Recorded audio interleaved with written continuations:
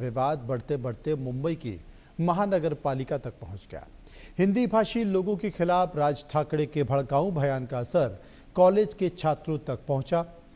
अब सरकारी दफ्तर के कर्मचारी भी मराठी हिंदी भाषा का बुखार चढ़ गया है।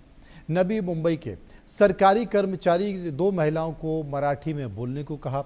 हालांकि महिलाओं के साथ खड़े युवक ने मराठी भाषा में ही कर्मचारी को खूब खरी खोटी सुनाई और कहा कि वो मुसलमान हैं, इसलिए उस पर मराठी बोलने का दबाव बनाया जा रहा है। मतलब यह है कि राज ठाकरे के समर्थक अब हिंदी भाषी मुस्लिमों को भी निशाना बना रहे हैं। और ये सब क्या सिर्फ और सिर्फ बीएमसी चुनाव के लिए हो रहा है? क्या बीएमसी चुनाव आते ही राज ठाकरे मराठी अस्मिता का राग अलापने लगते हैं? एक रिपोर्ट देखिए। गुंडागर्दी का बढ़ा दायरा, बाबुओं पर भी भाषा का भूत चढ़ा। चुनाव के बहाने लगे मराठी राग अलापने। बीएमसी चुनाव की बारी आई, फिर मराठी अस्मिता याद आई। सिस्टम में गुंडा राज एक्टिवेट, हिंदी भाषी मुस्लिम टारगेट। राज ठाकरे और उनकी पार्टी मनसे के गुंडे हद पार करने लगे हैं। मराठी भाषा के नाम पर हिंदी भाषी लोगों को पीटते पीटते ये गुंडे अब लोकल, ऑटो ड्राइवर, स्टॉल मालिक, सुलभ शौचालय संचालक तक तो पहुंचे ही। लोकल में भाषा के नाम पर महिला से उलझने के बाद मनसे कार्यकर्ता उस महिला के घर तक जा पहुंचे। कॉलेज के छात्रों तक भाषाई विवाद जा पहुंचा और छात्रों के बीच मारपीट तक हुई।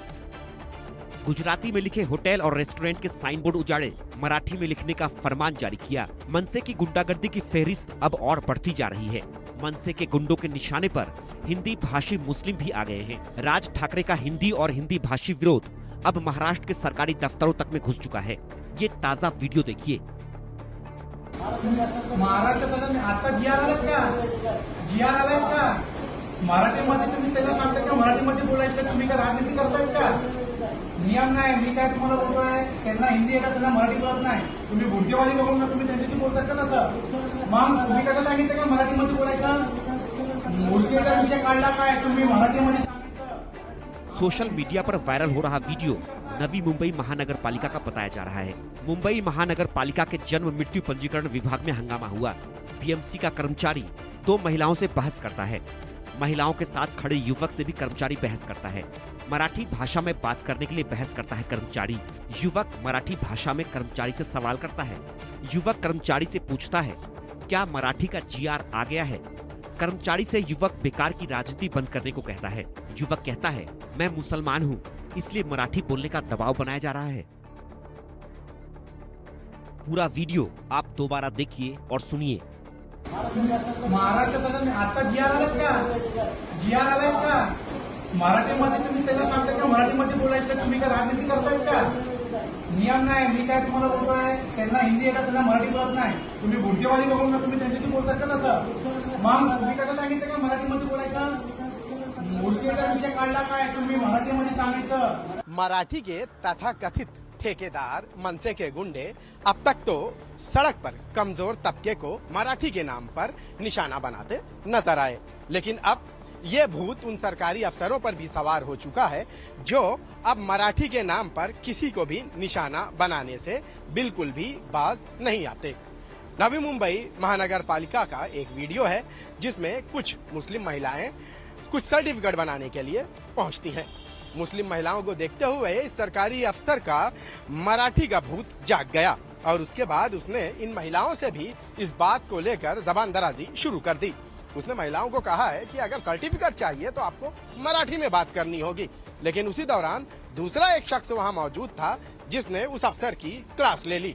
उसने मराठी भाषा में ही उस अफसर से कई सवाल दाग दिए और उस अफसर से कई सवालात भी किए। अपने सवालात में उसने मराठी में ही पूछा कि ऐसा कौन सा जीआर है जिसकी बुनियाद पर आप कहते हैं कि मराठी में बात करनी होगी, लाइए वो दिखाइए। सवाल है, राज ठाकरे और उनके गुंडों की मनमानी कब तक चलेगी? अब हिंदी भाषी मुस्लिम भी मनसे के निशाने पर हैं। क्या चुनाव को लेकर मनसे मराठी गैर मराठी का विवाद कर रही है? बीएमसी चुनाव के समय ही राज को मराठी अस्मिता की याद आती है। क्या चुनावी लाभ के लिए महाराष्ट्र को नफरत की आग में झोंक देंगे राज? क्या राज ठाकरे और उनके गुंडों पर कानूनी कार्रवाई नहीं होनी चाहिए?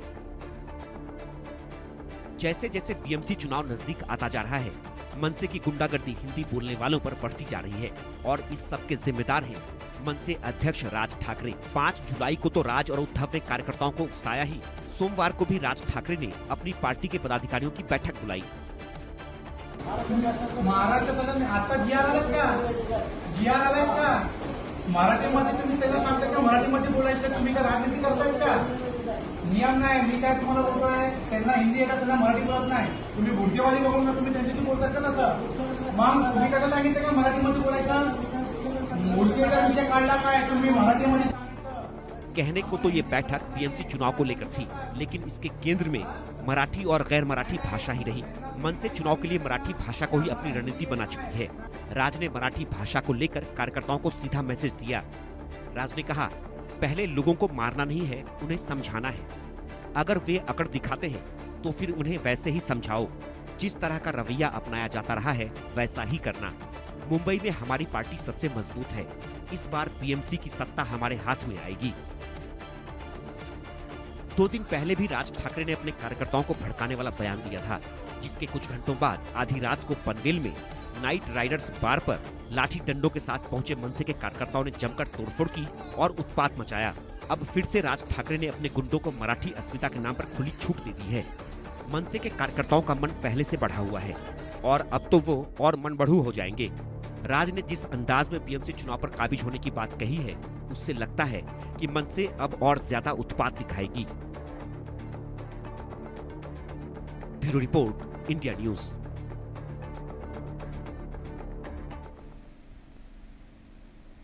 इसी मुद्दे पर हम चर्चा करेंगे आज और समझने की कोशिश करेंगे कि आखिर ये विवाद क्यों हो रहा है। संजय ठाकुर जो कि नेता बीजेपी हैं, इस वक्त मेरे साथ मौजूद हैं। संजय द्विवेदी, प्रवक्ता शिवसेना, उद्धव गुट मेरे साथ मौजूद हैं। युवराज पोखरना, राजनीतिक विश्लेषक मेरे साथ हैं और जुबेर मेनन, अध्यक्ष महाराष्ट्र मुस्लिम कॉन्फ्रेंस मेरे साथ होंगे। सबसे पहले मैं जुबेर मेनन के पास चलूंगा और उनसे ये पूछने की कोशिश करूंगा कि आखिर ये क्या हो रहा है। जुबेर साहब, मैं ये आपसे जानना चाहता हूं कि जो स्थिति इस वक्त महाराष्ट्र में नज़र आ रही है, उस महाराष्ट्र में अभी तक तो हम सड़कों पर ये स्थिति देखते थे। सड़कों पर लोग पूछते थे कि आप मराठी बोलते हैं कि नहीं बोलते, आपको मराठी भाषा आती कि नहीं आती। अब तो जो सरकारी कार्यालय हैं, चाहे महानगर पालिका का जन्म मृत्यु पर पंजीयन जहाँ पर होता है, उसमें भी अगर कोई जा रहा है तो सबसे पहले पूछा जा रहा है कि महाराष्ट्र आपको मराठी बोलना आती है या नहीं आती है। तोड़ फोड़ या साइन बोर्ड बात का विषय है, लेकिन अब ये स्थिति सरकारी कार्यालय तक भी पहुंच गई है। तो ये कितना ज़्यादा खतरनाक हो सकता है आने वाले समय में, खासकर मुंबई के लिए, महाराष्ट्र के लिए, उत्तर भारतीयों के लिए, या गुजरातियों के लिए, या दक्षिण भारतीयों के लिए?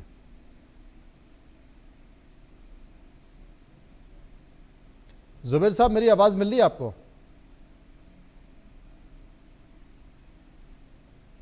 मैं थोड़ा सा लेट कनेक्ट हुआ, आप थोड़ा सा रिपीट कर दीजिए, माफी चाहता हूँ। जुबेर साहब, सवाल मेरा यही है कि अब सरकारी कार्यालयों में भी इसी तरह की स्थिति हो गई है। सड़कों से हटकर अगर आप जन्म मृत्यु प्रमाण पत्र बनाना चाहते हैं, अपनी पहचान को के सिलसिले में किसी कार्यालय से जाना चाहते हैं, तो वहाँ पर भी आपसे ये पूछा जा रहा है। वीडियो सबके सामने बना हुआ है, सब वीडियो को देख रहे हैं। अब ऐसे में महाराष्ट्र कहाँ खड़ा है, मुंबई कहाँ खड़ा है? देखिए, एक बात एकदम क्लियर हो जानी चाहिए, जो लोग महाराष्ट्र में रह रहे हैं, कई सालों से काम कारोबार कर रहे हैं, तो उनको मराठी आना अनिवार्य है। अगर कोई जन्म मृत्यु के कार्यालय में जाता है, इसका मतलब उसका जन्म महाराष्ट्र में हुआ है या इधर रहते हुए उसकी मृत्यु यहाँ हुई है, तो उसको मराठी आना अनिवार्य है और इसमें कोई दो राय ही नहीं है, उसको आनी ही चाहिए। पर इस बात को लेकर के गुंडागर्दी करना, इस बात को लेकर के किसी भी तरीके की हिंसा करना या कानून को अपने हाथ में लेना, ये नाकाबिले बर्दाश्त है और इस देश का संविधान और इस देश की न्याय प्रणाली इसकी इजाजत बिल्कुल नहीं देती है। पर इसके आड़ लेकर के कि भाई संविधान नहीं देती है, न्याय प्रणाली नहीं देती है, अगर हम ये कहना चाहेंगे कि हमको किसी भी तरीके से मराठी का विरोध करना है या मराठी नहीं बोलना है या हिंदी या गुजराती को लागू कर देना है, तो इसके हम खुले विरोध में है। अगर महाराष्ट्र में आप रह रहे हैं, महाराष्ट्र में कारोबार कर रहे हैं, महाराष्ट्र में अपना जीवन बसर कर रहे हैं, तो आपको मराठी आना अनिवार्य है, आना ही चाहिए। संजय ठाकुर साहब, आनी ही पड़ेगी महाराष्ट्री आपको। एक बार अनम्यूट कर लीजिए, आपकी आवाज नहीं आ रही है। मनोज भाई, भाषा जी। सीखने में कोई दिक्कत तो होनी नहीं चाहिए। हम्म। भाषा तो जोड़ने के लिए होती है। और जिन दर्शकों को आपके न पता हो उनकी जानकारी के लिए मैं बता रहा हूं कि आज जो भाषा के ठेकेदार बने घूम रहे हैं वो लोग खुद मराठी भाषिक नहीं थे, लेकिन आज भाषा सीखने के बाद इसी दम पर आज वो इस अस्मिता की बात कर सकते हैं। स्वयं बाला साहब ठाकरे जी का परिवार बिहार के मगध से चला, मगध से इंदौर आया, इंदौर से महाराष्ट्र पहुंचा। स्वयं बाला साहब ठाकरे और उनके भाई रमेश ठाकरे, राज ठाकरे जी के पिताजी इंग्लिश मीडियम से पढ़े हुए लोग थे। उन्होंने अपने बच्चों को मराठी मीडियम में पढ़ाया और राजनीतिक तौर पे उन्होंने इस चीज को समझा और लोगों की स्थानिक भावना को उजागर करने के लिए इन्होंने भाषा को एक हथियार जरूर बना लिया है। लेकिन मैं आपसे ये कहना चाहता हूं, जिस जगह पे रहो उस जगह की भाषा आनी चाहिए, आए, ये बहुत अच्छी बात है। लेकिन ये बहुत बड़ा इंटरनेशनल एक सिटी है और यहाँ पे बहुत सारे लोग बाहर से आते जाते रहते हैं, जो विदेशों में भी रहते हैं, दूसरे हिस्सों में भी रहते हैं, काम कारोबार के लिए भी आना जाना, ऐसे भी लोग हैं। और वो अचानक से कहीं पहुंचे, किसी दुकान में पहुंचे, किसी के पास पहुंचे और कहे बोलो, वो ना बोल पाए तो इसलिए उसके साथ गुंडागर्दी करने को भी जायज ठहराया नहीं जा सकता है। इसलिए ये तो कुछ लोग हैं, चंद लोग, जिन लोगों की राजनीतिक जमीन बिल्कुल खत्म हो चुकी है, जिनका अपना कोई अस्तित्व बचा नहीं है, वो लोग अपने अस्तित्व को बचाने के लिए, अपने आप को फिर से राजनीतिक रूप से जीवंत करने के लिए इस तरह की गुंडागर्दी जो कर रहे हैं, ये कर रहे हैं। लेकिन इसको बिल्कुल भी बर्दाश्त नहीं किया जाएगा। और महाराष्ट्र की एक सक्षम सरकार, सक्षम ठाकुर साहब, मुख्यमंत्री, जुबेर साहब उंगली दिखा रहे हैं, एक बार सुन लेते हैं कि उंगली आपको क्यों दिखा रहे हैं जुबेर साहब। जी बिल्कुल, इसमें एक छोटी सी उन्होंने बात कहते हुए, मतलब या तो उन्होंने अधूरा सच कहा या तो जानबूझ करके झूठ कहा। इसमें कनेक्शन मैं ये कहना चाहूंगा, किसी भी टूरिस्ट, किसी भी मेहमान के साथ कहीं भी गुंडागर्दी नहीं हुई है। जो अनिवार्य करने की बात करी गई है या इस तरीके की बातें हुई है, ये जो यहाँ कारोबार कर रहे हैं, जो दुकान चला रहे हैं महाराष्ट्र में, जो कारोबार कर रहे हैं, कई सालों से रह रहे हैं, जिनका जन्म यहाँ हुआ है, जो यहाँ पे कई पीढ़ियों से रह रहे हैं या कई सालों से रह रहे हैं और यहाँ पे बैठ करके कारोबार कर रहे हैं, उनके लिए मराठी आना अनिवार्य है। किसी भी टूरिस्ट को, किसी भी इंडियन को, किसी भी फॉरेनर को कोई नहीं मराठी आती है या नहीं, ये बिल्कुल झूठ है। आप कहाँ पे बैठे हैं? संजय द्विवेदी जी, संजय द्विवेदी जी, संजय द्विवेदी जी, अब एक सवाल आपसे भी है मेरा। अभी कुछ देर पहले, बहुत ज़्यादा देर पुरानी बात नहीं हो गई, संजय राउत साहब ने एक कार्यक्रम में, एक प्रेस कॉन्फ्रेंस में कह दिया है कि साहब मुंबई को उत्तर भारतीय लूट रहे हैं और जो मराठी लोगों का हक जो है वो उत्तर भारतीय लोगों ने मारा। मतलब भाषा से एक कदम और आगे चला गया मामला, और मामला पूरे उत्तर भारतीयों पर हो गया, सारे के सारे उत्तर भारतीय चुभने लगे आपको। देखिए, सबसे पहले मैं शिबू सोरेन जी की, जो पूर्व मुख्यमंत्री झारखंड के थे, उनकी मृत्यु पे संवेदना व्यक्त करता हूँ, शोक व्यक्त करता हूँ जी। ईश्वर से कामना करता हूँ कि भगवान उनके परिवार को इस दुख की घड़ी में इस चीज को सहन करने की शक्ति दे। अभी मैं भारतीय जनता पार्टी प्रवक्ता का भाषण सुन रहा था, ज्ञान सुन रहा था, क्योंकि बाला साहब ठाकरे को सबसे ज्यादा कोई समय मान रहा है, क्योंकि भारत ने दिया नहीं उनको। भारत ने न देने के बाद भी बाला साहब ठाकरे की नीतियों, विचारों को जितना मानते हैं भारतीय जनता पार्टी वाले, उससे ज्यादा शायद कोई मानता ही नहीं है। तो आज उनको आज बाला साहब ठाकरे बिहार से आए हुए व्यक्ति लग रहे हैं, जो मराठी नहीं बोल पाते थे, मराठी नहीं बोलते थे, जबकि इनको नहीं मालूम है। संजय ठाकुर जी बैठे हो, सबसे पहले जो आंदोलन उन्होंने किया था वो मराठियों को, जो कि उद्योगपति नौकरियां नहीं दे रहे थे, उसके लिए उन्होंने आंदोलन किया था महाराष्ट्र में, जिसके लिए माननीय इंदिरा गांधी जो उस समय प्रधानमंत्री थी, शिवसेना पर बैन लगाने जा रही थी। लेकिन जब ठाकरे साहब की और इंदिरा गांधी जी की मुलाकात हुई तो उन्होंने बैन नहीं लगाया और उन्होंने आगे कंटिन्यू किया। जब तक हमारा कार्यालय बना, कार्यालय का उद्घाटन हुआ, उसके बाद बात यह है कि इस तरह की विचारधारा, इस तरह की विचार, इस तरह की बातें करना भारतीय जनता पार्टी को शोभा नहीं देता है। दूसरी बात, देवेंद्र फडणवीस जी कहते हैं कि मराठी भाषा बोलनी चाहिए। अभी जुबेर साहब ने भी बात कही, बड़ी अच्छी बात कही, मराठी भाषा बोलनी चाहिए और उनको बोलनी चाहिए जो वहां पे 20-25 सालों से रह रहे हैं। जहां तक हिंसा की बात है, हिंसा का मैं कभी भी समर्थन नहीं करूंगा। हिंसा का हो रही है, हिंसा कोई कर रहा है तो उसकी जिम्मेदारी किसकी है? वहां के मुख्यमंत्री माननीय देवेंद्र फडणवीस जी की और उनकी सरकार की और वहां की पुलिस की। क्या पुलिस या देवेंद्र फडणवीस जी सक्षम नहीं है ये हिंसा रोकने के लिए? तो उनको इस्तीफा दे देना चाहिए ना। अगर जनता ने 10 गारंटियां जो उनको पूरी करनी थी वो पूरी नहीं कर पा रहे हैं, जिसमें उसकी भोजन थाली थी, जिसमें मुख्यमंत्री तीर्थ यात्रा थी, 25 लाख नौकरियां थी, इसके बाद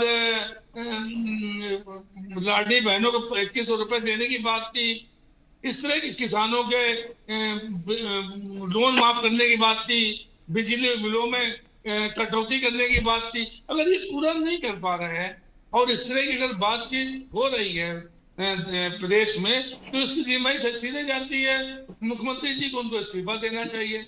आप जो कह रहे हैं बीएमसी चुनाव के लिए रणनीति अपनाई जा रही है, अगर बीएमसी चुनाव में क्या उत्तर भारतीय वोट नहीं देते हैं? या जो वहां के रहने वाले किसी भी प्रदेश से आए हो, जो वहां के रहने लगे हैं, जो वहां रह रहे हैं, क्या वो वोट नहीं देते हैं क्या? ये महाराज जो हिंदी का विरोध नहीं हो रहा। मैंने जितने जितने आपने दिखाए होंगे आज तक, मैं काफी डिबेट कर चुका हूँ इसमें और काफी वीडियो सुन चुका हूँ। कभी किसी भी व्यक्ति ने ये नहीं कहा हिंदी ना बोले, हिंदी का विरोध नहीं किया। उन्होंने कहा कि मराठी बोलनी चाहिए, जो कि हमारी समझ में महाराष्ट्र की आम जनता भी आज जान गई है कि मराठी बोलनी चाहिए, क्योंकि अभिजात भाषा का दर्जा मराठी का माननीय देवेंद्र फडणवीस जी ने दिया। देवेंद्र फडणवीस के मंत्री खुद कहते हैं मराठी बोलनी पड़ेगी। तो अगर मराठी बोलनी पड़ेगी तो मराठी बोलने के लिए कोई बात हो रही है, तो इसमें हिंदी का विरोध कहां से आ गया? इसमें हिंदी और मराठी भाषा का वो कहाँ चीज आ गई कि मैं नहीं समझ पा रहा हूँ। हिंदी का विरोध नहीं है। देखिए इसके मूल में जो बात हो रही संजय है द्विवेदी वो जी, मराठी भाषा बोलने का बात हो रही है। संजय द्विवेदी जी, मराठी भाषा बोलनी चाहिए। संजय जी कहीं ना कहीं, संजय जी कहीं ना कहीं इसके मूल में उत्तर भारतीयों का विरोध भी छुपा हुआ है। युवराज पोखरना मेरे साथ मौजूद है। युवराज, आप क्या मानते हैं? आपने सभी को सुन लिया। मनोज जी नमस्ते। नमस्ते। हमारे हिंदू घरों में एक परंपरा है, एक पुश्तैनी साड़ी होती है जो दादी जी ने दी मेरी माता जी को, माता जी ने दी मेरी धर्मपत्नी को, और वो साड़ी केवल साल में एक दिन जब दिवाली या विवाह होता है तब वो पिटारे से बाहर आती है। यही साड़ी जो है इसको इन्होंने मराठी नाम की भाषा को, जो हमारी राजभाषा है, उसको इन्होंने वो साड़ी बना दिया कि जब जब चुनाव आएगा पिटारे से निकालो मराठी और मराठी के नाम पे गुंडाई शुरू कर दो। और इन्होंने, इनकी पार्टी शिवसेना उबाटा के जितने प्रवक्ता टीवी पे बैठ के ज्ञान प्रवचन दे रहे हैं वो सारे उत्तर भारतीय हैं। इन्होंने कितने लोगों को राज्यसभा में भेजा जो मराठी, आप मुझे बता दीजिए। इन्हें सारे नॉन मराठी उत्तर भारत के हो या नॉन मराठी हो वो भेजते हैं राज्यसभा में, लेकिन इन्हें तकलीफ है उत्तर भारतीयों से। मैं बताता हूं ऐसा क्यों। इनकी एक मानसिकता बन चुकी है कि जो उत्तर भारतीय होगा, हिंदी भाषी होगा, वो संभवतः भारतीय जनता पार्टी का मतदाता होगा, और वो गरीब गुर्बत में रहने वाला जो लेटरिन बाथरूम साफ कर रहा है, पखाने धो रहा है, जो दुकान चला रहा है, पानी पूरी गोलगप्पे बेच रहा है, उसको मारो। क्योंकि वो गरीब मजलूम आदमी कहां पुलिस के पास जाएगा, और जब पुलिस के पास ही नहीं जाएगा, एक्शन नहीं होगा, तो ये लोग देवेंद्र फडणवीस पे अपनी बंदूक तानेंगे। तो ये सोची समझी साजिश है। ये प्रवक्ता साहब आपको ये नहीं बताएंगे कि आदित्य ठाकरे जी का भाई उद्धव ठाकरे जी का पुत्र अंबानी जी के विवाह में ठुमके मार मार के नाच रहा था। ये नहीं बताएंगे कि मनसे के राज ठाकरे जी के बाजू में खड़े होके अजय देवगन और एक कपूर साहब, में नाम बोल रहा हूं एक्टर का, अर्जुन कपूर, वो माइक पे बोल रहे हैं कि हम मराठी नहीं बोल सकते, हम हिंदी बोलेंगे, और इन्हें कोई आपत्ति नहीं। पूरा का पूरा बॉलीवुड वहां हिंदी में काम कर रहा है, इन्हें कोई आपत्ति नहीं। सबके साथ पार्टियां करेंगे, इन्हें कोई आपत्ति नहीं। लेकिन जैसे चुनाव आता है, गरीब उत्तर भारतीयों को मार के ये अपनी तुच्छ ओछी राजनीति चमकाते हैं। और मैं आखिरी आपसे 10 सेकंड लेना चाहूंगा। मुझे प्रवक्ता साहब बता दे कि आदित्य जी के पुत्र हो या उनका परिवार हो, ठाकरे साहब का या राज ठाकरे साहब का परिवार हो, कितना बच्चा आपका मराठी मीडियम में पढ़ा है साहब? सब तो अंग्रेजी मीडियम में पढ़ते हैं, इंग्लिश में ट्वीट करते हैं। इसका जवाब तो संजय द्विवेदी से चाहिए हमको। गरीबों को मार, ठीक है, समझ गया। द्विवेदी जी एक बार जवाब दे दिए, फिर मैं आगे बढ़ता हूँ। संजय द्विवेदी जवाब दीजिए। संजय निरुपम जी उत्तर भारतीय थे, राज्यसभा सांसद नहीं थे क्या? मैं और भी नाम ले सकता हूँ। जो बात प्रियंका इन्होंने भी चतुर्वेदी जी बता कही, दीजिए।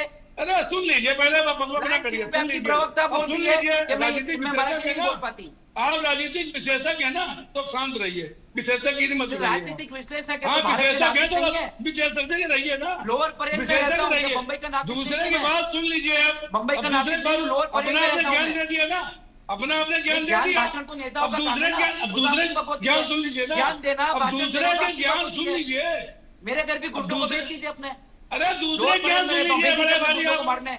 मराठी को देवेंद्र फडणवीस जी भक्त हैं, बीजेपी भक्त हैं, पता है हमको कितने बड़े भक्त हैं आप भारतीय जनता पार्टी के।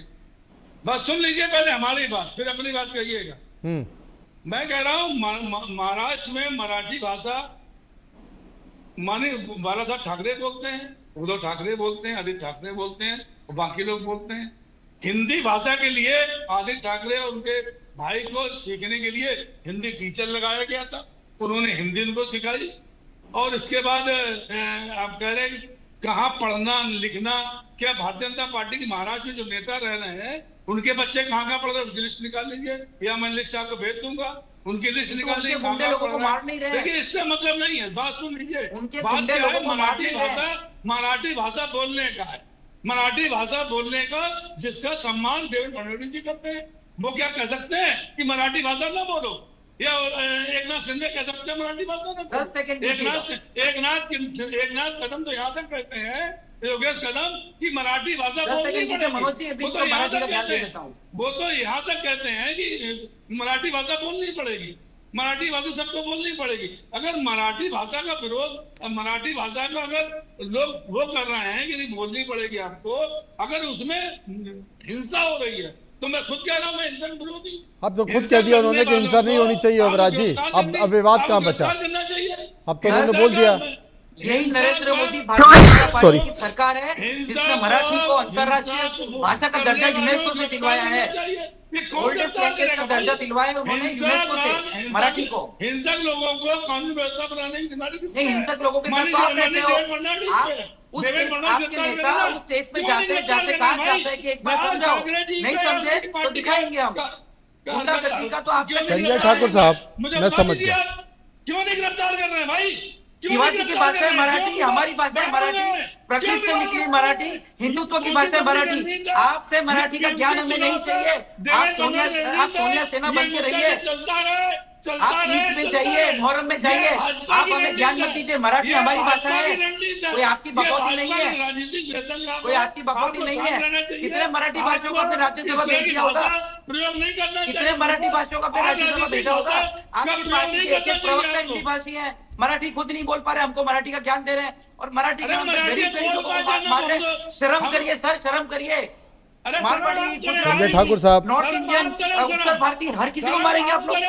क्या वो यूपी का है, क्या महाराष्ट्र में आने के लिए वीजा लेना पड़ेगा आप लोगों से? क्या वो गरीब आदमी बिहार से, मध्य प्रदेश से, उत्तर प्रदेश से है तो वो काम नहीं कर सकता? क्या उसको मारेंगे आप लोग? क्या उसको वीजा लेना पड़ेगा आपसे? आपको शर्म आनी चाहिए। कितनी ओछी राजनीति करते हैं आप लोग, कितने ओछे लोग हैं, और आपकी राजनीतिक हैसियत यही दिख जाती है। एक पानी पूरी के ठेले वाले को मारते हैं आप लोग। गुंडों की पार्टी है, बनने में आपको शर्म होनी चाहिए। गुंडों की पार्टी है आप लोगों की। अगर इतने मर्द है ना, इतने मराठा मानुस बनते हैं ना, तो किसी बड़े व्यक्ति को मार के दिखाइए। अंबानी को बोल के दिखाइए मराठी बोले, अडानी को बोल के दिखाइए मराठी बोले। मामला थोड़ा सा दूसरी तरफ जा रहा है। मैं संजय ठाकुर साहब के साथ चलूंगा। संजय जी मैं आपके पास आता हूं, लेकिन इस बीच में आपको ये बता दूं कि एक प्रेस कॉन्फ्रेंस भी हुई है। आज ही ये प्रेस कॉन्फ्रेंस हुई है, और ये प्रेस कॉन्फ्रेंस संजय राउत की हुई है। संजय राउत ने क्या कहा ये मैं एक बार आपको ठाकुर साहब बता देता हूं। वो कहते हैं कि निशिकांत दुबे लगातार महाराष्ट्र और मराठियों के खिलाफ बोल रहे हैं। ये दुख की बात है कि राज्य के मुख्यमंत्री देवेंद्र फडणवीस उस व्यक्ति की बातों का अप्रत्यक्ष रूप से समर्थन कर रहे हैं, और दिल्ली के लोग, दिल्ली की राजनीति में बैठे लोग इसको बढ़ावा दे रहे हैं। राउत ने दुबे के बयान पर प्रतिक्रिया देते हुए कहा है कि मुंबई हमें 106 शहीदों के बलिदान से मिली है। वो शहीद दुबे, चौबे या मिश्रा नहीं थे। ये बात निशिकांत दुबे को समझनी चाहिए। गिरनी, कामगार और मराठी माणूस की लड़ाई हमें मुंबई मिली है। जब महाराष्ट्र लड़ा, मराठी लोग लड़े और मिल मजदूरों ने लड़ाई लड़ी, तो ये मुंबई मराठी लोगों को मिली है, यानी कि उन्होंने दुबे, चौबे, मिश्रा, उत्तर भारतीयों पर निशाना साध दिया है। यानी कि इस बीएमसी के चुनाव में या तो मराठी हिंदी चलेगा या फिर उत्तर भारतीय चलेगा, ये साफ दिखाई दे रहा है ठाकुर साहब। देखिए मनु भाई, ऐसा है कि अब ये लोग बोल रहे थे, मैं सुन रहा था, ये संजय द्विवेदी से कहिएगा बीच में बोलेंगे नहीं, सुनेंगे पूरी बात को। सुनिएगा संजय जी। मैंने जो कहा उसका आधार है, ये आप जो कह रहे हैं वही बात है, ये राजनीतिक स्टैंड है। वरना अगर इनको मराठी भाषा से इतना प्रेम होता तो जब खुद उद्धव ठाकरे मुख्यमंत्री थे तब उन्होंने यहाँ के करिकुलम में मराठी कंपलसरी किया था। भारतीय जनता पार्टी ने आने के बाद ये कहा कि भाई दूसरे प्रदेशों को भी लोग होते हैं, अरे हिंदी कंपलसरी किया था, मैं मराठी कह गया, हिंदी कंपलसरी किया था इसी उद्धव ठाकरे जी ने। देवेंद्र फडणवीस जी आए, उन्होंने कहा कि नहीं, हिंदी भी सीखनी चाहिए सबको और इसको थर्ड लैंग्वेज कर दीजिए, ऑप्शनल कर दीजिए। जो सीखना चाहेगा वो सीखेगा, जो नहीं सीखना चाहेगा वो सीखेगा। अब ये यहाँ पे बैठ के राजनीतिक भाषण तो दे रहे हैं, लेकिन इस बात का जवाब नहीं देंगे कि जब स्वयं बाला साहब ठाकरे ने ये कहा था कि जिन सनातन विरोधियों के विचार के विरोधियों के साथ शिवसेना कभी नहीं जाएगी और अगर ऐसा कभी कोई वक्त आया तो शिवसेना अपनी दुकान बंद कर देगी, तो इनको ऐसी कौन सी आफत कांग्रेस के तलवे छाटने पर भाषा विवाद कहाँ से आ गया भाई? कहते हैं और भाषा विवाद भैया कहाँ से आ गया? भाषा पे ही देना, भाषा विवाद में ये चीज कहाँ से आ गई? भाषण क्यों दे रहे थे? नहीं, ये चीज कहाँ से आ गई मानवा? अभी अगर मैं बोलूँ ना, क्यों ना बोलूँ भाई? अब ये बात कहाँ से आ गई? अभी भाषा विवाद के हम डिबेट चल रही है, उसमें ये बात कहाँ से आ गई? अरे कहिए आपके पेट में गड़बड़ी हो गई है कि हम कांग्रेस संग आ गए थे, एनसीपी के साथ आ गए थे, मुख्यमंत्री बन गए थे। ये आपको पच नहीं रहा, न दिखाई न देख पा रहे हैं कि हम कांग्रेस साथ कैसे आ गए, एनसीपी के साथ कैसे आ गए। आपने कहा नहीं पार्टी तोड़ दो, नहीं, आपको जहाँ जाना है वहाँ चले जाओ, चुनाव को मिला लो, हमको क्या लेना देना है? तुम बाला साहब नहीं पार्टी तोड़ दो, अब तो पार्टी तोड़ने का काम कर, पार्टी तोड़ दी हमने, चुनाव से मिल गए, शरद पवार की पार्टी तोड़ दी, शिवसेना तोड़ दी हमने। 2 कौड़ी के नहीं रहे, 2 कौड़ी के नहीं रहे, 4 कौड़ी हो, तुम तो 10 कौड़ी हो ना, तो क्यों रो रहे हैं भाई? हम 2 कौड़ी के नहीं है तो क्यों रो रहे हो? क्यों बता रहे हैं कांग्रेस से क्यों चले गए? बैठा देते हैं। अरे भाई हम 2 कौड़ी के नहीं है, चलो मान लिया संजय जी आपकी बात। तो भैया की पेट में दर्द क्यों हो रहा है? पेट में दर्द क्यों हो रहा है कांग्रेस साहब है? अभी आप क्यों बता रहे थे कि बाला साहब ने ये कहा कि हम पार्टी बंद कर देंगे, ये कर देंगे, क्यों आप याद कर रहे हो? इस चीज को क्यों याद कर रहे हो? अरे बाला साहब को भारत रत्न देने की बात याद करिए, बाला साहब को भारत रत्न देने की बात याद करिए, भारत रत्न कैसे दिया जाए, भारत रत्न देने की बात करिए। पेट में मरोड़ पैदा मत करिए, मरोड़िए पेट में मरोड़ पैदा मत करिए। जो बात है वो निकालिए कि आपको कांग्रेस में जाने में पेट में दर्द होने लगा तो आपने पार्टियां तोड़ दी, पार्टियां तोड़ दी आपने। अब ठाकरे का नाम मत लीजिए, मानव मत लीजिए ना, शोभा नहीं देता है। हमारे लिए अच्छा है, हमारे लिए अच्छा है, वहीं रहो जहां हो, उसी लायक हो। तो क्यों रो रहे हो? क्यों मरोड़ पैदा कर रहे हो भाई? अरे हमको कोई दिक्कत नहीं, वहीं रहो। मैं खाली बाला साहब के हमने क्या शिकायत की? बात कर रहे हैं, हमने शिकायत की आपसे क्या बता रहे थे कि नहीं भारतीय जनता पार्टी देवेंद्र फडणवीस जी नहीं, देवेंद्र फडणवीस जी बुलाते हैं उद्धव ठाकरे जी को, उद्धव ठाकरे जी को मिलने के लिए देवेंद्र फडणवीस जी बुला रहे। हम लोग क्यों बुला रहे भाई? हम लोग क्यों बुला रहे हैं भाई? पता लगा के झूठा देवेंद्र फडणवीस जी ने माननीय उद्धव ठाकरे से मीटिंग करने के लिए क्यों बुलाया? क्यों बुलाया मुझे बता दीजिए। इतने बड़े नेता हैं, क्यों बुलाया? देवेंद्र फडणवीस जी ने क्यों बुलाया भाई? अगर हम 2 कौड़ी हो गए हैं, 3 कौड़ी हो गए हैं, तो देवेंद्र फडणवीस क्यों मुख्यमंत्री मीटिंग कर रहे हैं? माननीय उद्धव ठाकरे क्यों मीटिंग कर रहे हैं? बता दीजिए मुझको। उद्धव ठाकरे को भी दिया, उद्धव ठाकरे समय नहीं मांगा था, उद्धव ठाकरे बुलाया था, समय नहीं मांगा था, याद कर लीजिए। पूरी मीडिया में खबर रही है कि उद्धव ठाकरे को देवेंद्र फडणवीस जी बुलाया था मिलने के लिए। मराठी जनता भी तुम्हारे लोगों के विचारों को जानती है। यहाँ का मराठी माध्यम से मत होइए, आप अपनी बात जनवाइए, आप अपनी बात जनवाइए। जो बात आप कह रहे हैं उद्धव ठाकरे एक साल सिंधन क्यों नहीं लागू किया? आपने क्यों लागू किया जीआर और क्यों वापस ले लिया? मुझे बता दीजिए। अगर इतना सही जीआर महाराष्ट्र की तो क्यों वापस ले लिया आपने? क्यों वापस ले लिया मुझे बता दीजिए। अभी अरे मनोज जी को रोकिए। द्विवेदी का आवाज आना है। भारत के बॉर्डर तक पहुंचते हैं। जुबेर साहब कुछ कहना चाह रहे हैं। तो उसी को महाराज जुबेर साहब के पास है कुछ कहने के लिए। जुबेर साहब बोलिए। कुछ देर में रहेगा तो पाकिस्तान पहुंच जाएंगे। हम संविधान युवराज हम आप ही नियम बता दीजिए। कानून से काम करते हैं। हम तुम्हारी तरह नहीं करते हैं कि अगर 2.5 साल नियम मुख्यमंत्री लागू रहेंगे किया था फिर? और 2.5 बार तो लागू अंतराल क्यों किया था? रहेंगे। अगर नियम 2.5 कानून साल से काम मुख्यमंत्री करते हो रहेंगे तो पहले और नियम जुबेर कानून से मेमन हम साहब वैसे मेरी काम आवाज नहीं आपको मिल रही है?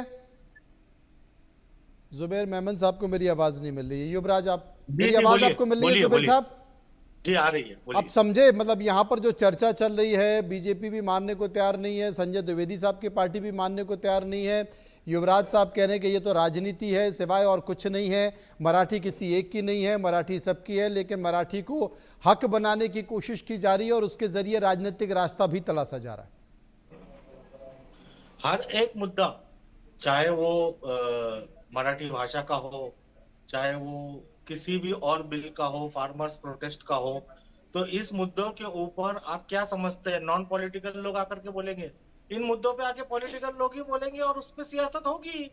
इसमें कोई नई बात थोड़ी है। अब यहाँ पे जो पॉलिटिकल एनालिस्ट साहब बैठे हैं, क्या उन्होंने शिवसेना के ऊपर लांछन नहीं लगाई कि किस तरीके से काम हुए थे? भाजपा के लोग जो कर रहे हैं, क्या वो सियासी बात नहीं कर रहे? नॉन सियासी लोग बैठे। इसलिए मैं जुबेर साहब से एक सवाल पूछना सियासत की चाहता बात हूँ। होगी। जुबेर साहब, मैं आपसे पूछ रहा था कि आप कहाँ बैठे हैं इस समय? महाराष्ट्र के किस पार्ट में बैठे? पुणे में हूं मैं। अच्छा, पुणे में बैठे हुए हैं। पूरे बैठे। ठीक बात है। तो मराठी सीखने के लिए तो कोई मना नहीं कर रहा है। मराठी सीखने के लिए तो कोई मना नहीं कर रहा है ना। भाषा कोई भी सीखी जा सकती है, लेकिन तो जिस तरह से एक बुरखे जुबेर वाली महिला को साहब जुबेर देखिए, साहब थोड़ा सा घबरा गए थे, पता नहीं क्यों पूछ रहे हैं ये कि कहाँ नहीं, बैठे। नहीं। ऐसे नहीं कि दो चार लोग जुबेर साहब के घर पर पहुंच जाए। घबराने की बात ऐसी है, हाँ, जुबेर साहब भाजपा घबराने की बात ऐसी है कि हम मोदी और अमित शाह से भी नहीं घबराते, तो वो तो रहने दीजिए। इनके अच्छों से नहीं घबराते अब। हाँ। हम तो संविधान के मानने वाले लोग हैं, हम हमने कहाँ तो घबराएंगे? घबराने के लिए कहा नहीं, लेकिन आप अपना स्तर नीचा करके कुछ नाम ले रहे हैं। हमने तो कहा नहीं घबराने के लिए। और मोदी शाह की बात करने की तो आपकी हैसियत भी नहीं, आपकी औकात भी नहीं। और तुम्हारे अच्छे उनसे घबराते हैं, लेकिन वो गलत चीजों के लिए किसी को डराते नहीं है। तो आप भी अगर कानून के दायरे में, संविधान में रहोगे, तो आपको किसी से डरने की जरूरत नहीं है। और संविधान का दायरा लांघोगे तो तुम्हारी 7 पुश्तों को भी डरना पड़ेगा, ये भी समझ लीजिए। ठीक है जुबेर साहब, कुछ कहेंगे इस पे?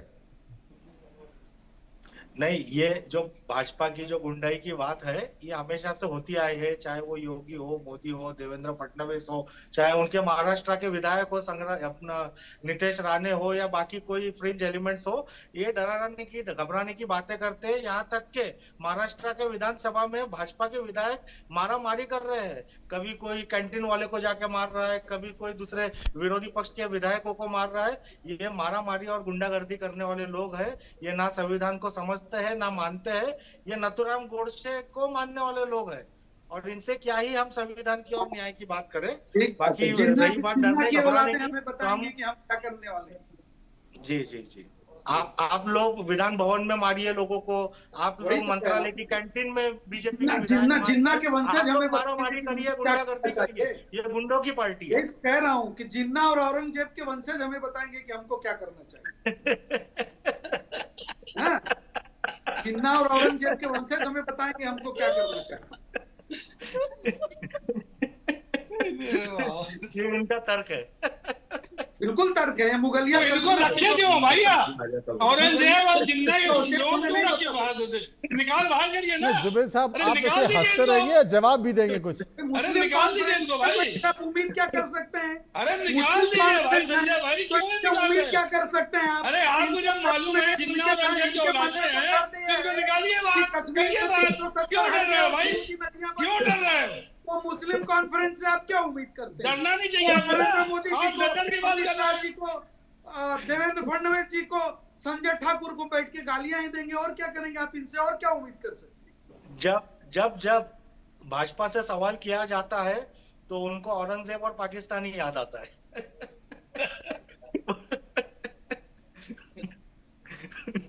ठाकुर साहब फौरन ये एक एक पाकिस्तान लाइन और छोड़ के औरंगाबाद मुस्कुराने लग रहे हैं चले बार जाते बार। अरे भाई, आप लोगों को तो सपने में भी नरेंद्र मोदी और अमित शाह जी नजर आते हैं, तो हम क्या करें उसका? हमने उसका ठेका थोड़ी ले रखा है। हमको तो बताना पड़ेगा कि आपकी मानसिकता यही है। अरे आप अरे लोग इस वही जमाने लोग के हो, है वो, जब और कश्मीर इसी जल देश रहा में था, हमारे कश्मीर देश का गली बेड़ा चलाया जा गर्क रहा कर था, दिया है उन्होंने। तब कोई तो हम जुबैर उनका कुछ भी नाम बोला ले तो रहे हैं। उसको मजा आप रहा था। 500 साल पुराने मुगलों को याद कर रहे हैं। अरे आप भाई 500 उसी साल में पुराने मुगलों को याद कर रहे हैं। कहाँ से आए थे? आप कन्वर्ट आप हुए हो 100 ना? साल पहले के कहाँ के पाकिस्तान हो को याद जुबैर कर रहे बेगम? हैं। जरा बताओ, उसके बिना आपकी बहस खत्म नहीं हो रही जरा है। बताओ कौन से अफगानिस्तानी की औलाद हो? कन्वर्ट ही हुए हो ना? आप वो हो तो करते हिंदुस्तान रहिए। की आप धरती की लोगों की औलादे हिंदुस्तान निकालते की रहिए। धरती के आप होके पाकिस्तान कन्वर्ट हो टूरिज्म गए, का काम तो करते रहिए। कन्वर्ट होके तुम इस्लामाबाद के इस्लामियों से भी ज्यादा इस्लामिक हो गए। इस्लामिक कॉन्फ्रेंस लेके बैठे हो, यही तो कह रहा हूँ। पैदा हिंदुस्तान की धरती में हुए थे तुम्हारे बाप दादा। तुम अफगानिस्तान से तो आए नहीं थे, लेकिन कन्वर्ट होके तुम अब उनसे भी ज्यादा कट्टर हो गए। यही तो देखो मैं क्या बताने की है कोशिश कर जुबेर रहा हूं। साहब, आप केवल मुस्कुरा रहे हैं क्योंकि क्या है, सबसे पहले ठाकुर साहब ने ये बोला कि पहले बताओ बैठे कहाँ हो तुम। तो अब जुबेर साहब कहें तो क्या कहें। युवराज जी समझ रहे हैं ना, पूरा खेल समझ रहे हैं आप, ये खेल क्या है। और मुझे लगता है कि आने वाले समय में इस तरह की घटनाएं अब और बढ़ने वाली हैं। आने वाले समय में इस तरह के बयान और बढ़ने वाले हैं। और संजय राउत ने भी एक लकीर खींच दी है कि हाँ साहब, अब मराठी बनाम उत्तर भारतीय होगा। और जिसका जिक्र आप कर रहे थे कि उत्तर भारतीय है, वो बीजेपी का वोट बैंक है। लेकिन सरकार को या राज्य के मुख्यमंत्री को लकीर तो खींचनी पड़ेगी ना। इस जितने भी लोग इस तरह की घटनाएं कर रहे हैं उनके खिलाफ सख्त कार्रवाई करनी पड़ेगी। इस बात को लेकर तो शिवसेना भी कह रही है, उद्धव गोट, संजय द्विवेदी भी कहते हैं कि कैसे इतने लोग हैं, कौन लोग हैं जो ये घटनाएं कर रहे हैं, उनके खिलाफ सख्त एक्शन क्यों नहीं लिया जा रहा है। मनोज जी, आज की विडंबना केवल इतनी है कि ये उबाटा जो पार्टी है, बाला साहेब की पार्टी ना होकर भी संजय राउत की पार्टी हो चुकी है। और पार्टी को निपटाने के लिए केवल एक माननीय संजय राउत ही काफी है। अब बात जो आ रही प्रिएम्प्टिव एक्शन की, तो देखिए हर पुलिस की एक पीसीबी टीम होती है, और ऑर्गेनाइज्ड क्राइम यदि कोई हो तो उसे प्रिएम्प्टिव तौर पे एंटिसिपेट करके रोका जा सकता है। 4 गुंडे मवाली पान के गल्ले पे टपरी पे मिले और जाके कोई दूसरी टपरी पे चाय वाले को मार के आ गए। अब इसको पुलिस कैसे एंटिसिपेट करे? और चूंकि ये पिछले तबके के लोग हैं, तो ये बेचारे पुलिस में जाके कोई कंप्लेंट शिकायत नहीं करवाते हैं, और ये इन गुंडों को पता है, इसीलिए पुलिस कार्रवाई नहीं कर पा रही। आपको और दर्शकों को समझना पड़ेगा कि पुलिस किसी की प्राइवेट फौज नहीं है। जब कंप्लेंट करेंगे तभी पुलिस कार्रवाई करेगी। और आखिरी मैं एक बात रखना चाहूंगा, जब बीएमसी का चुनाव सर पे है और शहीदों की भी जातियां ढूंढी जा रही है, शहीदों में द्विवेदी, त्रिवेदी, चतुर्वेदी किया जा रहा है, तो मुझे लगता है ये बहुत बुरा प्रेसिडेंस है इस देश के लिए। क्योंकि यदि इसी पैमाने पे चले तो बॉम्बे में मजबूत तबका गुजरातियों का जो बड़े सेठ हैं, कल वो शुरू हो जाए तो कि भैया यदि आप मराठी और ये अस्मिता की बात करें रीजनल, तो गांधी हमारा है, सरदार हमारा है, तो इस पैमाने पे तो पूरा देश हमारा हो गया। तो आप शहीदों की जातियां ढूंढ रहे हो केवल एक बीएमसी चुनाव के लिए। ये इससे निम्न कोई राजनीति मुझे लगता है कि 21वीं सदी में नहीं हो सकती। संजय द्विवेदी जी संतुष्ट हैं? देखिए जो बात ये कह रही है, अपनी बातें मुलाजा रहेंगी। राजनीतिक विशेषज्ञ हैं, इनके पास तो बड़ा अच्छा ज्ञान होना चाहिए था। लेकिन जो बात ये टीवी सामने बोल रहे हैं, खुद अपनी बात में उलझे हुए हैं। उन्होंने किस विषय में संजय राउत ने बात की है, किस विषय की बात कर रहे हैं? बीएमसी चुनाव अभी क्या होने जा रहे हैं क्या? अभी बीएमसी चुनाव क्या होने जा रहे हैं क्या? संजय राउत जब चुनाव में तारीख आ रही है क्या? वोट कटते हैं। नहीं, संजय राउत पार्टी को खराब कर रहे हैं। महीने में 10 सुन लीजिए भाई, 10,000 वोट काटेंगे आपके। अभी युवराज जी सुन लीजिए, आपने बोल दिया ना, सुन लीजिए ना। नहीं सर, आप झूठ मत बोलिए सर, आप अरे झूठ मत बोलिए। थोड़ा सा आप मेरे पे पर्सनल टिप्पणी कर रहे हैं कि मैं राजनीतिक विश्लेषक हूं, नहीं हूं, मुझे क्या क्या होना चाहिए क्या नहीं। आप पर्सनल टिप्पणी ना करिए। सुनेंगे कि नहीं सुनेंगे? अब सुनिए, संजय राउत जो है, हिंदू आतंकवाद बोलेंगे मैं सुनूंगा। संजय राउत जो है सऊदी जेल में रहे, इसके बाद उन्होंने, अरे भैया सुन लीजिए, तारीफ करेंगे। अरे भैया सुन लीजिए, टीके साहब को दिक्कत होने लगी। आप नहीं करिए। अब मेरे टीके साहब को दिक्कत होने लगी भाई। क्यों टीके से दिक्कत होने लगेगी? नहीं, टीके दिक्कत हो रही है आपको ना? टीके से दिक्कत नहीं है। नहीं, टीके से दिक्कत होने लगी आप हमारे ना। आप कोalition बताने गवर्नमेंट लगे क्या जितेंद्र अब सुन लीजिए, समझ में बात करिए भाई, सनातन समय ऐसा है, समय सनातन बर्बाद ऐसा नहीं है। करिए। जहां तक संजय राउत की बात उन्होंने कही, आपके कोalition पार्टनर ने कहा। अरे मनोज जी हिंदू को रोकिए भाई, आतंकवादी अब क्या बात है ये? अच्छा युवराज जी एक बार सुन तो लीजिए वो क्या मुझे बोल कोई रहे हैं। दिक्कत नहीं है। मुझे जिसे लगता है सनातन एक बार से सुनते दिक्कत है, जाइए। जिसे टीके से कितनी दिक्कत है, बार आप लोग उसकी गोद पे बैठे चुप हैं। कराइए ना इनको, आप उनकी गोद में बैठे हैं, आपको शर्म आनी चुप कराइए ना इनको। टीका वो लगा कह रहे के हैं कि आप फर्जी उनकी बात गोद कर में रहे बैठे हैं, हैं। शर्म आनी हिंदुओं चाहिए। के खिलाफ एक बार करने वाले, युवराज जी एक बार सुन लीजिए वो क्या हिंदुओं करें, को एक बार सुन कहने वाले लीजिए, गोद में आप बैठे हैं। सुन लीजिए। हाँ संजय एक नाथ द्विवेदी। शिंदे जो है वो डर के मारे शिवसेना छोड़े गुलामी तय कर ली उन्होंने, वो गुलामी करने लगे भारतीय जनता पार्टी की। 100 दिन संजय राउत जेल में रहे, उन्होंने एकनाथ पार्टी शिंदे नहीं जी ने छोड़ी। बालासाहेब नहीं पार्टी ठाकरे नहीं के छोड़ी, आदर्शों को पार्टी नहीं जीवित छोड़ी रखने उन्होंने। के लिए अब कुछ गुलामों देवेंद्र से जान फडणवीस जो छुड़ाने है के लिए वो शिवसेना उद्धव ठाकरे को बुला रहे, क्यों? शिवसेना को वो आजाद जानते हैं कराने एक के नाथ लिए शिंदे का शिंदे ने वजूद जो छोड़ी है थी। वो महाराष्ट्र में शिवसेना- जालंधर करनी उन लोगों ने है। बालासाहेब एकनाथ शिंदे ठाकरे शिवसेना के नेता हैं। काम नहीं आपकी तरह बनेगा, उबाटा उबाटा काम दिखते नहीं नहीं है, बनेगा। शिवसेना के असल नेता वो एक बार पठान सुनते हैं। है। बालासाहेब ठाकरे के विचारों को गिरवी अरे रखिए। बालासाहेब ठाकरे विचार कितने एक नाथ शिंदे का हमको पता है। बालासाहेब ठाकरे ने कहा था गद्दारों से हमें घृणा है, गद्दारी नहीं करनी चाहिए पार्टी से, और वो गद्दारी कर रहे हैं। तो बालासाहेब ठाकरे की नीतियों को नहीं चल रहे के नीचे और जो लिखना बात अभी चाहिए सोनिया सेना के प्रवक्ता। बालासाहेब ठाकरे की नीतियों पर एकनाथ शिंदे नहीं चल रहे हैं। उन्हें गद्दारों से सबसे ज्यादा एनर्जी थी, वो कहते गद्दारों की आदरणीय संजय जी, आदरणीय बाला साहेब ने सोनिया गांधी के विषय में क्या कहा था बता दीजिए हमको। वो मैं भी बता रहा हूँ आपको, आदरणीय बाला साहेब ने सोनिया गांधी को क्या कहा था बता दीजिए। मैं आपको लाइव में चैलेंज करता हूँ, बता दीजिए। अरे भाई सुन लीजिए ना, ना सुन लीजिए। हिंदू हृदय सम्राट इंदिरा बाला गांधी साहेब के ठाकरे ने साथ सोनिया गांधी को क्या कहा था बता दीजिए, मैं चैलेंज करता हूँ। बीजेपी क्या था? कमलाबाई का कोठा, बीजेपी क्या की कहा जगह था? कमलाबाई का बाल बाला कोठा, किसको कहा था? कमलाबाई का कोठा, मैं जो भी बात कमलाबाई का डॉक्यूमेंटेड कह कोठा रहा हूँ, मेरे मुंह बीजेपी से नहीं कह है, रहा। बाल बाला बीजेपी किसको कहा कमलाबाई का था? कोठा है, बाल बाला बीजेपी किसको कहा कमलाबाई था? का कोठा है, नाचने वाली किसको कोठा कहा शब्द था? इस्तेमाल किया था, ज्यादा कोठा मत बोलिएगा, शब्द नहीं तो आपका इस्तेमाल किया था। गठबंधन छिन्न भिन्न हो जाएगा। भारतीय जनता पार्टी के लिए गठबंधन नहीं बचेगा। कमलाबाई का कोठा आप इस्तेमाल तो किया रहेंगे, था। बाकी उबाटा कि नहीं कमलाबाई बचेगा। कमलाबाई का कोटा इस्तेमाल किया था मानवर, आप पता कर लीजिए ना। पानी पीजिए, बीजेपी ने विवेक इस्तेमाल जी, किया था पानी पी लीजिए, कमलाबाई का पानी पी लीजिए। कोटा, कमलाबाई का कोटा।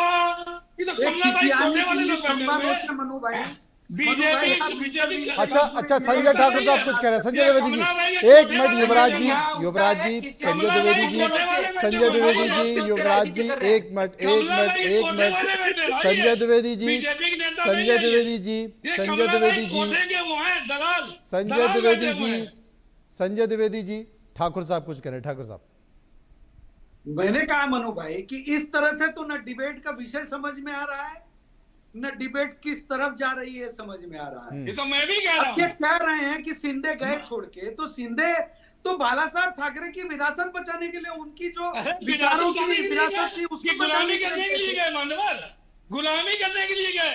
50 अरे मूर्ख चुप करो, तुम बोलते हो तो मैं बोलता नहीं, मैं बोलता हूं, बोलने क्यों लगते हो?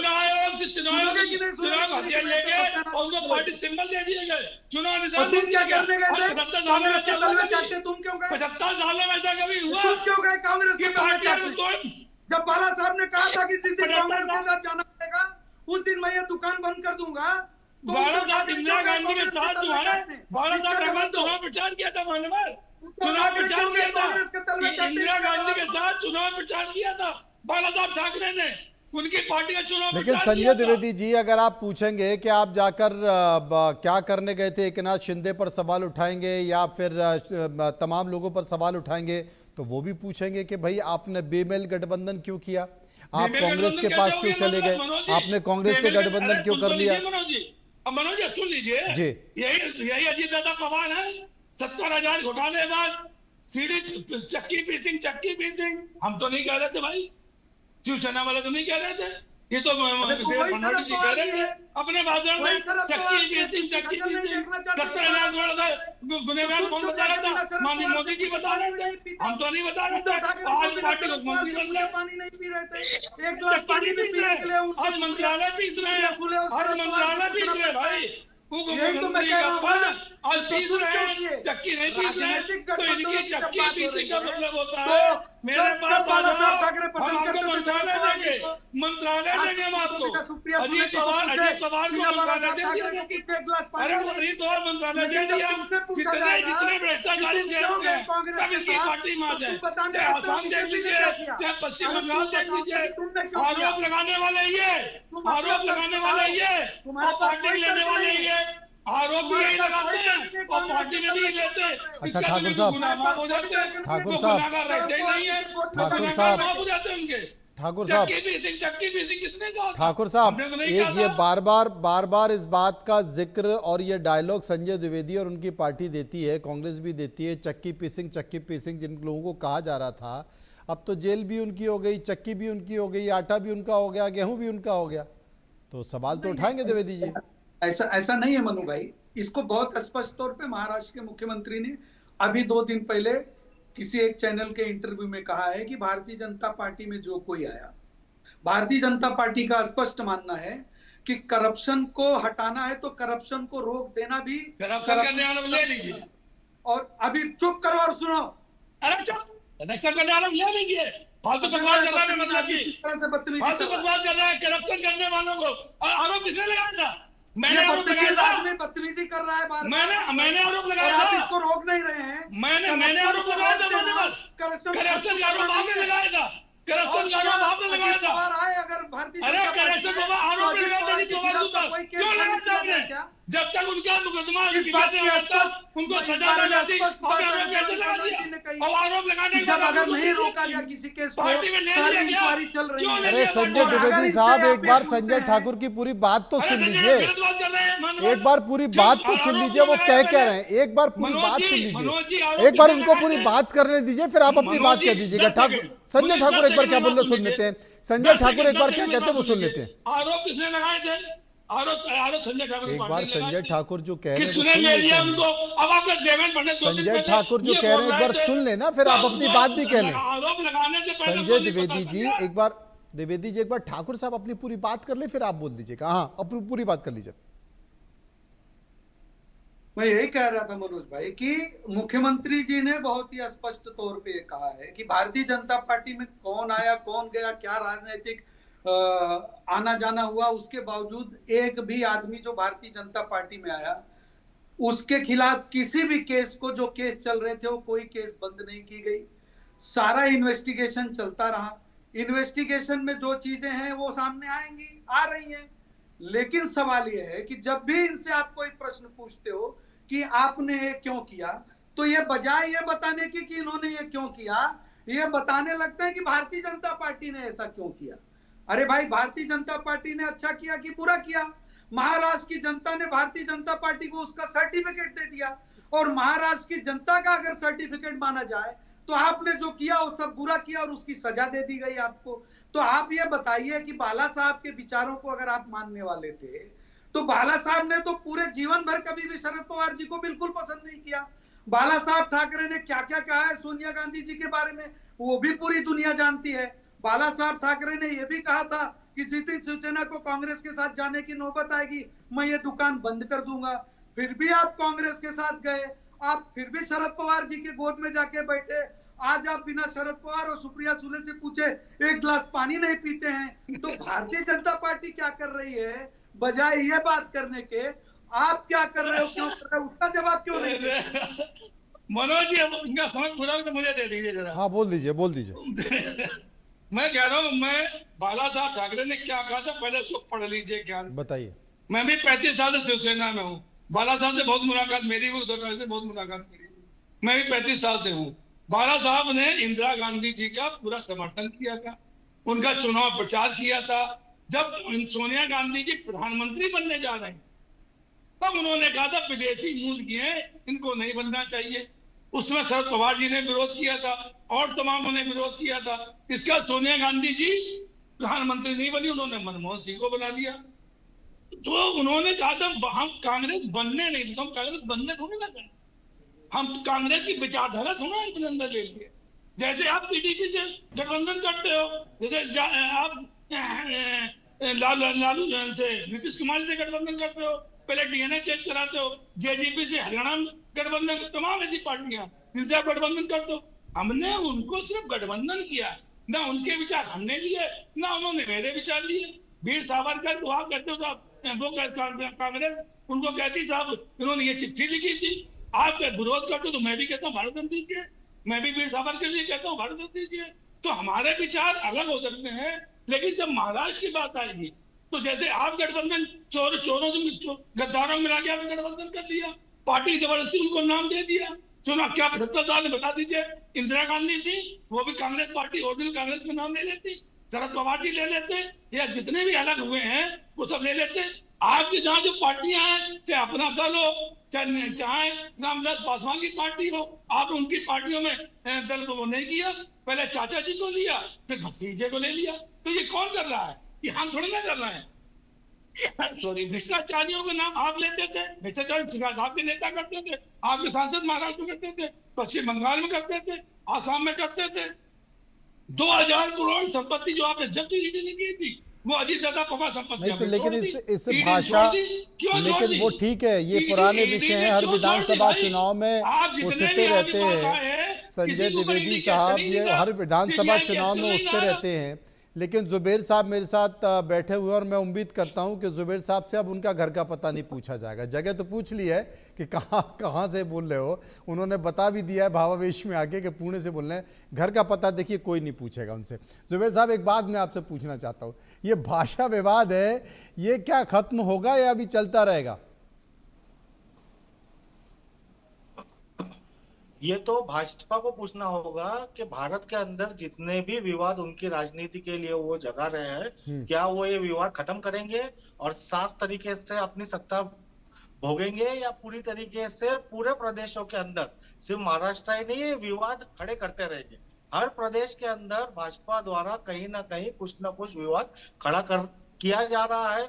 हर चीज को जो कहते हैं ना इलास्टिक के ऐसा खींच करके आखिरी सीमा तक लेके जाया जा रहा है।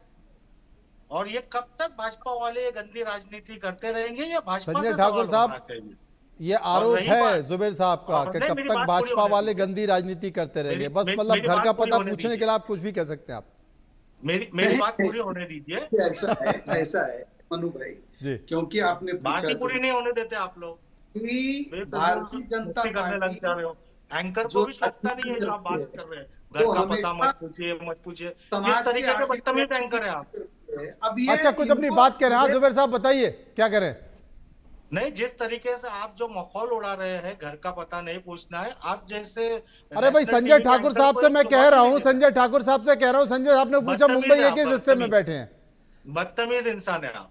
नहीं, वो बदतमीज इंसान है वो ठीक है आप, लेकिन वो संजय ठाकुर साहब ने पूछा तो मैंने कहा भाई उनका घर का पता मत पूछिए, क्योंकि शुरू में जब आपने सबसे पहले बात हो रही थी तो आप उंगली उठा के बार बार पूछ रहे थे। जब से उन्होंने आपको पूछा है कि मुंबई के किस हिस्से में बैठे, आप कुछ पूछ ही नहीं रहे, चुपचाप बैठे हुए हैं, तो मुझे लगा कि कहीं ना कहीं कोई परेशानी होगी। मैं तो आपकी चिंता व्यक्त कर रहा हूं। हाँ ठाकुर साहब। नहीं देखिए, ऐसा है जुबेर भाई हमारे भाई हैं। अब ठीक है कि वो एक ऐसी विचारधारा में है जिस विचारधारा में हम ये उनसे उम्मीद ही नहीं कर सकते हैं कि वो भारतीय जनता पार्टी का समर्थन करें या भारतीय जनता पार्टी के बारे में कोई दो शब्द अच्छे बोले। लेकिन हम जो है, हम चाहे भारत सरकार की जितनी भी नीतियां बनी हो, भारत सरकार की जितनी भी वेलफेयर स्कीम बनी हो, हमने उसमें बिना किसी भेदभाव के सारे वेलफेयर स्कीम, चाहे वो घर हो, चाहे वो राशन हो, चाहे कोई भी सुविधा हो, हमने बिना मत और बिना मजहब का विचार किए हर किसी के बारे में विचार किया है। भारतीय जनता पार्टी की सरकार हर किसी को लाभ। द्विवेदी साहब, समय खत्म हो गया, समय खत्म हो गया। इस चर्चा को हम कल भी जारी रखेंगे। बहुत सारे मुद्दे मुंबई और महाराष्ट्र से निकल कर आ रहे हैं। बहुत बहुत शुक्रिया करूंगा मैं सभी का, लेकिन